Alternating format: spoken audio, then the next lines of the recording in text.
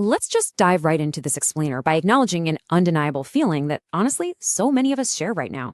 You know that feeling when you're looking at the news or just doom scrolling through your phone, and there's this heavy, pervasive sense that our world is changing faster and definitely more chaotically than ever before. We literally see the headlines, we feel the stress, and it's completely natural to search for some kind of framework to make sense of the whole shebang. And that brings us to a really deeply fascinating question explored in our source material today. Did ancient texts actually predict the chaotic state of our modern world? I mean, did the writers of the Bible sitting there thousands of years ago actually see all of this coming? It's a massive question, for sure, but it's exactly the question that draws so many people into studying biblical prophecy in the first place. The source text points out that these everyday modern anxieties, the things we literally see happening outside our windows right now, are exactly why folks are turning to a specific text called the Book of Signs for answers. We're talking wars and global tensions, natural disasters, wild economic uncertainty, massive tech shifts, moral decline, and just a general spiritual confusion. These aren't just abstract ideas, they are our daily reality. And because of that, people are actively looking for a lens to view these events through, trying to figure out if there's a larger pattern at play here. So, how do you tackle such a heavy subject without just adding to the anxiety?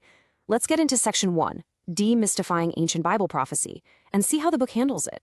Usually, when we think about traditional end-time studies, we picture complicated theology, totally confusing, archaic language, and frankly, fear-based warnings that are just flat-out intimidating. It can feel like a horror story you need a master's degree to decode. But the source notes that the Book of Signs completely flips the script. Instead of intimidation, it offers clear, organized explanations that make these ancient texts highly approachable. It takes the mystery and the fear right out of the equation and replaces it with clarity. To give you a concrete example of this, let's look at the vocabulary of the end times. The book takes notoriously heavy theological terms, words like the tribulation, the Antichrist, or Armageddon. Let's be honest, those words alone sound like a summer blockbuster disaster movie. They might make you want to just close the book and walk away. But instead of using them to scare the reader, the author translates them into simple, digestible concepts. It completely removes the intimidation factor. Once that fear is out of the way, how do we map this to today? That brings us to section 2, Signs in a Changing World. The author systematically connects historical scriptures to current events. They don't just speak in broad generalities, they tackle specific, complex topics. They look at the rise of interconnected global systems, which we obviously see every day in our economy, the return of Israel, signs embedded in modern society, and what the future actually looks like, according to the Book of Revelation. The source material emphasizes just how thought-provoking it is to see these dots connected so clearly. And this brilliantly illustrates the impact of that systematic approach. A reviewer from our source material reported experiencing this exact chilling realization, saying, "It almost feels like the pages of scripture are coming alive in front of our eyes." When you take those clear explanations from the book and hold them up against the daily news, the undeniable parallels just snap into focus. It transforms an ancient text into something that feels like a real-time commentary on today's world. But realizing ancient prophecies might be coming true could easily induce panic. That's why Section 3 is absolutely crucial, balancing warning with hope. The book doesn't just leave you in a state of anxiety about the end of the world. Instead, it strikes a really careful, deliberate balance. On one side, you have the focus on judgment, which gives the reader clarity on world events and helps explain the why behind the chaos. But on the exact opposite side of the scale is hope. The text highlights ancient promises to provide the reader with genuine encouragement and preparation. The source stresses that this book reminds readers that biblical prophecy isn't just about destruction, it's heavily about hope for believers. This careful balance between warning and hope is exactly what drives the practical application of the book, covered in Section 4, Encouraging Personal Bible Study. The source outlines a really clear, transformative journey for the reader.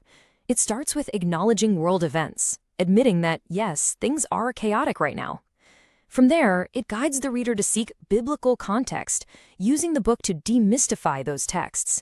And ultimately, this leads to the final goal, deepening personal faith.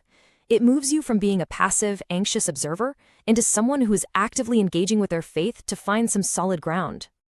And here is a detail from the source that I think is absolutely a game changer.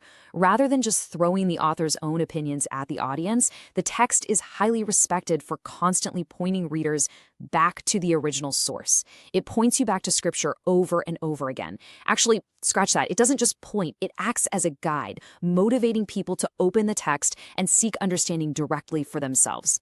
So, taking all of this in, what is the ultimate takeaway here? Let's jump into our final section, Perspective in Uncertain Times. According to our source material, the impact of this book is profound. Whether you agree with every single interpretation the author makes or not, it successfully provides a much-needed stabilizing biblical perspective during incredibly uncertain times. It opens your eyes spiritually, it strengthens personal faith, and most importantly, it challenges readers to view current events through a completely different biblical lens. It offers a real framework of meaning. And that brings us to the end of our explainer today. I want to leave you with this final, provocative thought derived straight from our source material. We live in a world absolutely full of distractions. The screens, the notifications, the endless 24-hour news cycle. Amidst all that noise and chaos, what might happen if you actively chose to slow down?